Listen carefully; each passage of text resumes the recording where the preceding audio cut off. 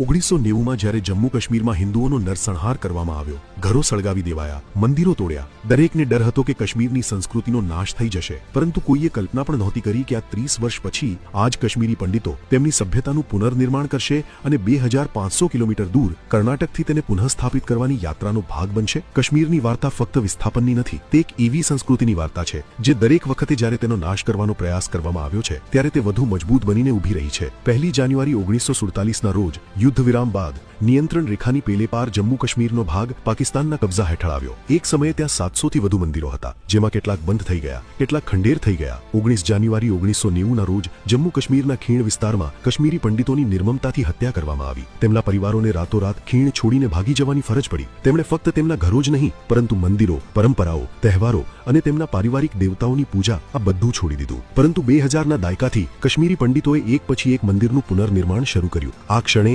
સંસ્કૃતિને નષ્ટ ન થવા દેવાના સંકલ્પને આકાર આપ્યો. જ્યેષ્ઠા દેવી મંદિર, ખીર ભવાની, માર્તંડ સૂર્ય મહોત્સવ, શિરડીથી શ્રૃંગેરી સુધી સહયોગ અને હવે તીતવાલમાં શારદામાનું પુનઃસ્થાપન. જો આજે કાશ્મીર પુનર્જન્મ તરફ આગળ વધી રહ્યું છે તો એમાં કર્ણાટકનું યોગદાન કોઈ ચમત્કારથી ઓછું નથી. કર્ણાટકના શ્રૃંગેરી મઠમાં 2 વર્ષમાં શારદા દેવીની નવી મૂર્તિ બનાવવામાં આવી હતી. 2500 કિલોમીટરની આ યાત્રા માર્ચ 2023માં શરૂ થઈ હતી. બેંગલુરુ, હૈદરાબાદ, નાગપુર અને દિલ્હી સહિત દરેક શહેરમાં લોકો રસ્તાઓ પર ઉમટી પડ્યા હતા. કાશ્મીરી પંડિતોએ પણ ભાગ લીધો હતો. જમ્મુ કાશ્મીરના તીતવાલમાં શારદા મંદિરનું પુનર્નિર્માણ ફક્ત એક ધાર્મિક કાર્ય નથી, તે એક સંદેશ છે કે જો સરહદની પેલે પાર આપણો વારસો નષ્ટ કરવામાં આવ્યો તો આપણે તેને આ બાજુ વધુ ભવ્ય સ્વરૂપમાં ફરીથી બનાવીશું. નવું મંદિર મૂળ શારદાપીઠ જેવી જ દિશામાં છે જે સરહદ પેલે પાર ગેરકાયદેસર રીતે કબજો કરવામાં આવ્યું હતું. 1947 અને 1990માં કાશ્મીરી પંડિતોનો નાશ થશે એવું જે લોકો માનતા હતા તેઓ ખોટા સાબિત થયા. આજે એ જ કાશ્મીરી પંડિતો તૂટેલા મંદિરોનું નિર્માણ કરી રહ્યા છે, જૂની પરંપરાઓને પુનર્જીવિત કરી રહ્યા છે, નવરેહ અને હેરથ જેવા જમ્મુ કાશ્મીરના તહેવારોને પુનર્જીવિત કરી રહ્યા છે